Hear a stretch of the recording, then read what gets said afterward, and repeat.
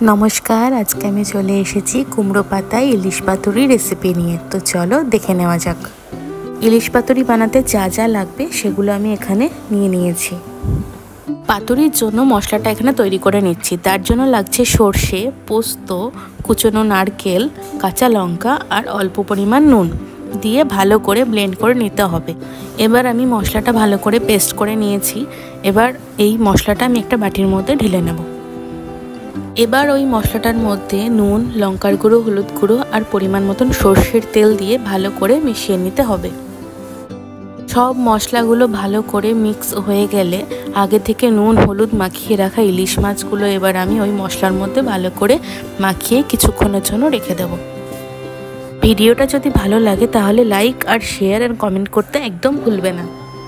এবার আগে থেকে ধুয়ে রাখা কুমড়ো পাতাগুলো সাজিয়ে তার উপর ইলিশ মাছটা দিয়ে তার উপরে কিছুটা গ্রেভি দিয়ে তার উপর একটা কাঁচা লঙ্কা দিয়ে ভালো করে মুখটা বন্ধ করে নিতে হবে।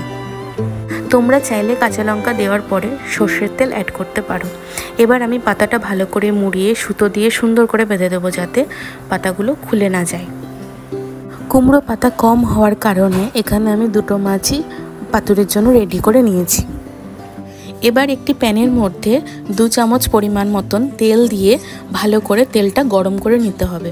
তেলটা ভালো করে গরম হয়ে গেলে এর মধ্যে দিয়ে দিতে হবে ওই করে রাখা পাতুরিগুলো ভালো করে ভেজে নিতে হবে যতক্ষণ না পাতাগুলো লাল লাল হয়ে আসছে। পাতুরির এক সাইড ভালো করে ভেজে নিয়ে ঢাকা দিয়ে কিছুক্ষণ পর আবার একটু ঢাকনাটা খুলে উল্টো পিঠটাও আমি ভেজে নেব। তার জন্য উল্টিয়ে আমি আবার ঢাকা দিয়ে রেখেছিলাম। এবার ঢাকা খুলে দেখতেই পাচ্ছ আমার এই পাতুরিগুলো একদম রেডি হয়ে গেছে। এটা সময় নিয়ে করতে হবে।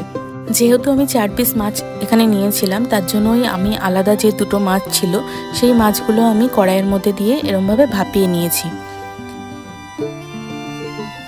এখানে আমার ইলিশ পাতুরি একদম তৈরি হয়ে গেছে। গরম ভাতের সাথে জাস্ট জমে যাবে। ভিডিওটি ভালো লাগলে অবশ্যই লাইক কমেন্ট শেয়ার আর সাবস্ক্রাইব করতে ভুলবে না। ততক্ষণের জন্য টাটা।